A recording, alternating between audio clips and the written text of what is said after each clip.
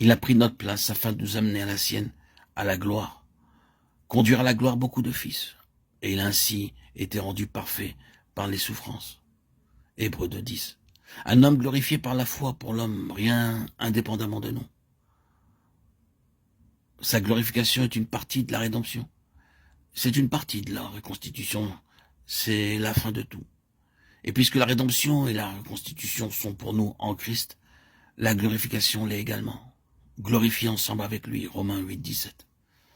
Il pouvait dire à la fin, je t'ai glorifié sur la terre. Il pouvait donc aussi dire, Père, glorifie-moi de la gloire que j'avais auprès de toi avant que le monde fût, Jean 17, 4, 5. Ce que nous voulons dire, c'est que le Seigneur Jésus a vécu ici-bas une vie de foi et qu'il dépendait absolument de Dieu en toutes choses.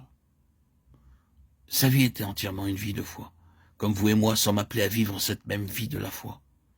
Et sur cette base, en tant qu'homme, il a traversé cette vie, donnant pleine satisfaction à Dieu à un tel point qu'il a pu être glorifié. Mais rappelez-vous que l'incarnation n'a pas été pour lui-même, elle a été pour nous. Et tout ce qui a été lié à l'incarnation est pour nous. C'est notre rédemption, notre constitution et notre glorification par le perfectionnement en lui. Christ est pour nous. Or, tout ceci établit le fondement pour croire. Il est dommage que nous ne disposions pas de traduction exacte.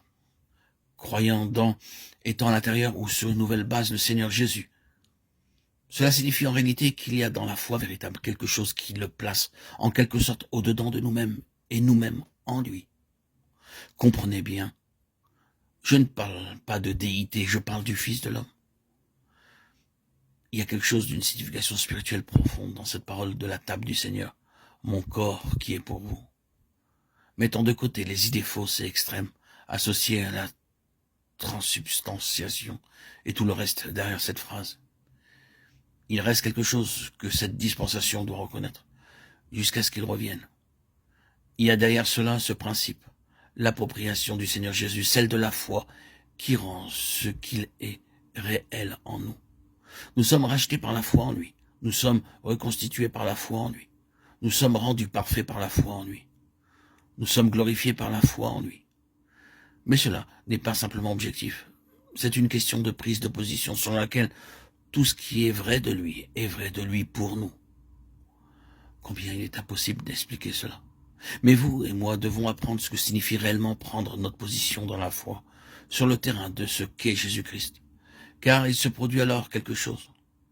Nos difficultés naissent du fait que nous nous maintenons sur le terrain de ce que nous sommes, ou sur des apparences ou des arguments, quelque chose d'objectif au lieu de prendre notre position sur le terrain du Fils de Dieu incarné.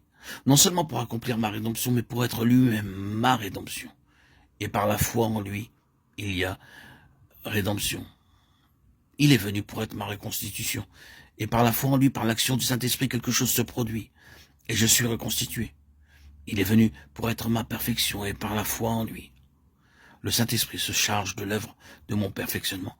Il est venu pour être ma glorification et la foi donne au Saint-Esprit son terrain nécessaire, essentiel, indispensable pour nous amener également à la gloire de Christ afin d'être glorifiés ensemble avec lui. À moins de croire et de croire dans le Seigneur Jésus. Le Saint-Esprit se tient à l'écart.